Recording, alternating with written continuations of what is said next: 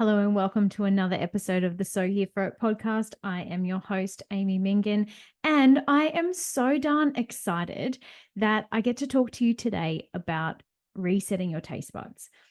I don't know about you, but there used to be a real problem in my life about craving sweets. And it wasn't the worst sweets in the world, but it was a habit that I had created and I really wanted to overcome it. I really, really wanted to. And it was so hard. At the time, I actually didn't think it was possible. And I didn't actually realize it was a problem until I did. Now, let's rewind a little bit. I'm going to tell you a story. I'm going to tell you my story of how my hormones and bloating and everything actually was related to sugar cravings. So I was in my 20s. I was a massage therapist, energy worker, and I was studying to be a naturopath. And when I was studying, I was learning all of these great new things. I was learning about food as medicine. I was learning about herbs. I was learning about nutrition. But what I kept doing was using it in the way that would kind of punish me. And I didn't have a good mindset around food at that time. I didn't have a good mindset around how to treat my body. It was very feast and famine mode. And I'm sure that anyone who grew up in the 90s, early 2000s, you would hear me and hear me well that there used to be this big valuing of being skinny.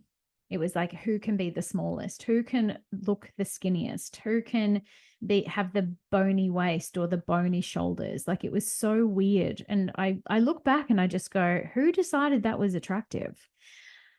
Anyway, what it did for me is set off a whole lot of hormonal cascades. Now, I would try and eat as little as I possibly could, only to feel hungry and then binge on things later and binge on whatever I could possibly get my hands on later. And this was the problem. The easiest things to come by are packaged foods, are things that I would then punish myself to be like, oh no, I'm studying this stuff. I am not allowed to eat this thing. And then I would go and eat the thing. I would probably choose a healthier version of a cake, but I'd still go and eat a cake. Or I'd choose a healthier cookie or a protein ball, but it was filled with dried fruit. You know what I mean? Like, there was still a whole lot of sugary, sweet foods in my diet. And I would wake up day after day feeling more and more tired. I wasn't getting enough sleep. I would then go and exercise. So one thing that I have had through most of my life is my fitness, but I haven't always been energetic whilst exercising. I haven't always had this great mindset around my body and around my food. Like, that has developed over time, right? So because this mindset was around, I didn't value creating, like, meal prepping didn't seem to be a thing back then when I was in my early 20s. It was just something like I would just make the meal that I had sitting there, which sometimes had veggies, sometimes it might have had some rice, sometimes it might have been quinoa, sometimes it might have been salad, but it hardly ever had enough protein. And this is the big thing. When you're craving sugar, it is a big, big alarm bell, a big red flag to me that you're not eating enough protein. Sometimes you're not eating any protein. And this is why I don't believe in vegan diets. It's so bloody hard to get enough protein on a vegan diet.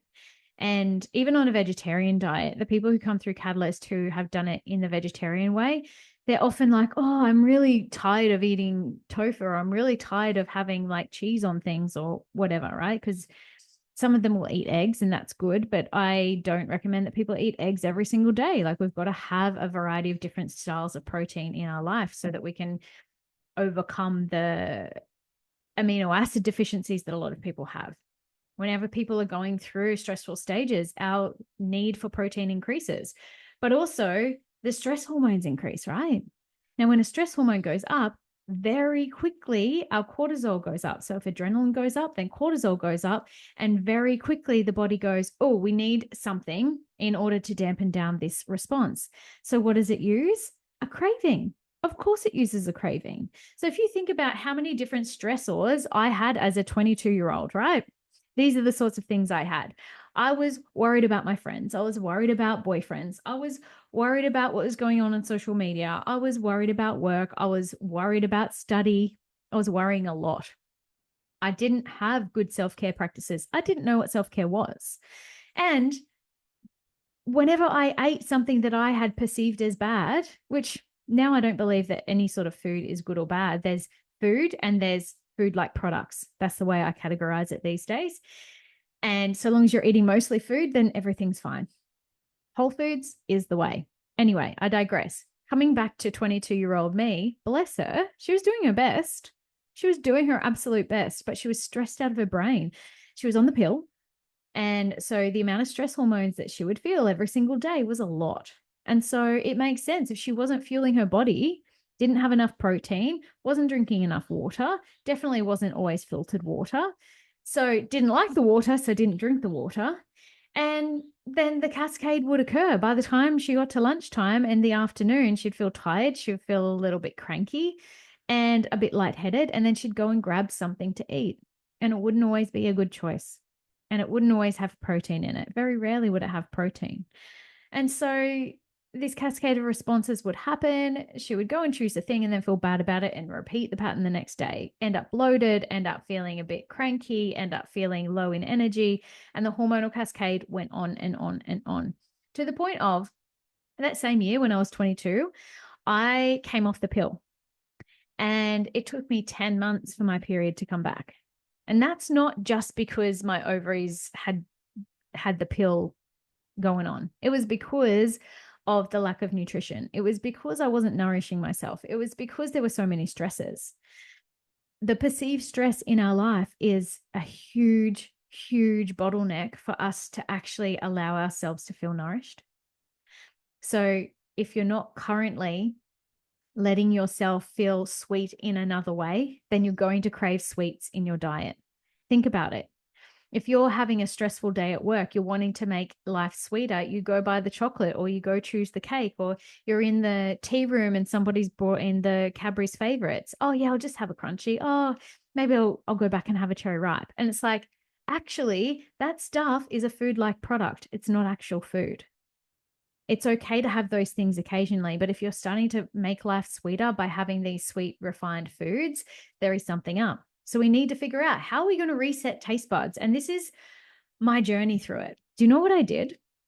I learned that if you trick the taste buds with a different flavor, then you stop going for that dominant flavor. So for me, even growing up, there was a lot of sweet stuff. I was always offered sweet stuff. It was always readily available. So I had the craving. I always went toward the sweet food. If somebody put a whole bunch of veggies and fruits in front of me, I would go more towards the ones that were sweet. I would still eat healthy foods, but I would go more toward the sweet ones. So instead, what I did, every time I wanted something sweet, I would trick the taste buds. I didn't enjoy it. I'm going to say this, it was hard. I would trick the taste buds by giving myself something bitter or something sour or something umami, which is a savory, and it would trick it up. And so I started having like a boiled egg. I learned about protein, by the way. Eventually I did. I learned about the importance of protein. So by the time I was like 23, I would choose something that was more protein, which is really good, right? I started to notice that my puffiness started to go down. I was like, oh, there's something in this. Maybe I need to have a little bit of chicken at lunchtime, or maybe I needed to have some fish. Like in those times, I didn't eat a lot of red meat, whereas these days I eat heaps of red meat. So it differs from time to time, right? We're talking about early 20s me. She was still learning. It's perfect. Tricking the taste buds, it can take a little bit. It can take a little bit because you're getting that feedback mechanism within the body. You're getting the feedback from the gut bugs. So anyone who gets sweet cravings, sometimes there's Candida going on in your gut. That's what's feeding everything else. It's saying, hey, we actually want more sweet food. Candida, by the way, is like a type of fungus. It's natural, it's normal, but when it's out of control, it controls you. And anyone who has like that lower belly, like below the navel, if you get like bloated down there every afternoon, it could be Candida, particularly if it's coupled with energy slumps, brain fog, can't think of what you're doing, can't remember what you were saying, walk into the room and you're like, what the hell am I in here for? You know, those times the brain fog is real when Candida is around. It doesn't always mean that you get thrush. It could show up in different ways. It might show up as like little patches of skin that's itchy. It could be an itchy scalp. It could be any sort of skin rash. It could be that your skin on your face is super oily. It can show up as, of course, food cravings, like lots of carbs. Those Candida types love carbs. So what have we got to do? We've got to trick the taste buds, because as soon as you stop giving the Candida the extra sugar and carbs, it starts to die off a little bit because the body adapts. This is the thing. If you're helping your body to adapt to a new normal that is more healthy, that is more in alignment with how you wish to feel, all of a sudden the puffiness goes. All of a sudden you have more energy. All of a sudden you can think clearer, and is the best thing in the world. But you've got to do it. And I'm going to say, choose your hard. So if you're making life sweeter by having lots of sweet foods, the hard is you being bloated, having gas, probably having crappy periods, probably feeling puffy and not so comfortable in your belly every afternoon. Probably have patches of dry skin or oily skin or an itchy scalp, and you need to wash your hair so often because it's oily as well. That's hard. That's hard going through that every single day. Your quality of life is decreased when you have all of these sweet foods all the time. So instead, you don't have to take it out altogether, but you take out having it every day. Take out the non-food products, these manufactured foods, the things that come in a packet. We need to decrease the level of that in our lives. I know it's so easy to come by. If you walk into a service station, if you walk into a 7-Eleven, if you walk into any type of convenience store, supermarket, anything, it is filled with these crappy food-like products. And I'm here to say we need to stop buying it. Use your money wisely because you're worth it. Don't let these sugary, crappy things going into your body rule your life, because that's what Candida does. A lot of people say it's like, it's not me, it's the Candida. And it's true. It rules your life because it's sending responses to your brain and it literally takes over your behavior patterns. And the only way to win against it is to start changing your taste buds. You want to stop your sweet cravings. You've got to make life sweeter in other ways as well. So what do you enjoy? Bring some hobbies into your life. Make sure that you're doing things that make you laugh. Watch things that you enjoy. Get off your social media and go and meet someone for a cup of tea or a walk on the beach or a walk in nature. Join a group. Join a book club. There are so many different ways that you can be more creative, that you can be more intentional with your time that will make your life sweeter, that you don't have to rely on food.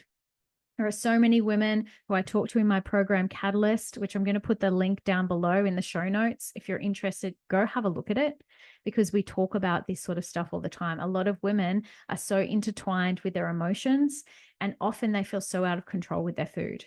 I want to make it simple for you. I want to make it easy. So instead of having the sweet thing, choose the whole food. Even if you're choosing a sweet whole food, that's better than a refined packeted food. So if that's the step that you need to take right now, then do that. I myself went pretty hardcore at the time and would have a boiled egg instead. Like, it wasn't that pleasant, but it worked. So here's the thing. This is your main takeaway today, that the tiny steps count. The tiny things you do count. So if I've changed your life with this, I want you to go make the change, because I know that it's changed a mindset for at least one person. And I know that so many women are putting up with the hard, like they're not choosing the right hard. I feel like you're choosing the hard of putting up with having crappy health, of being bloated every day, of not feeling good. I want you to feel great. You'll be so surprised how quickly the bloating goes away as soon as you get rid of the crappy food-like products, because they are not food. Your body doesn't know what to do with them. It creates inflammation. It creates chaos for your hormones. And I want you to feel great. Your hormones will be more balanced as soon as you're eating whole foods. You'll feel so much better in your brain and your body. And I want you to feel great. So if you need a hand with this, again, jump into Catalyst. It is the best program out there, not only for having a body transformation, but also a mind transformation. And that's what I'm all about. You have so many emotions intertwined and entangled with food. And I want to help you untangle them so you feel more in control, so you feel great inside your body, and so you have that glow that people notice. So thank you so much for joining me today. I have loved talking about this. If you've enjoyed it, share it with a friend. Rate and review this episode. I love this stuff. I live and breathe it. And I would love for this to be able to reach more people just like you. So if you subscribe on Apple, you subscribe on Spotify, just add it to your playlist, and then you'll always get the next episode as it comes out the next week. So have an awesome week, and I will see you on the next episode.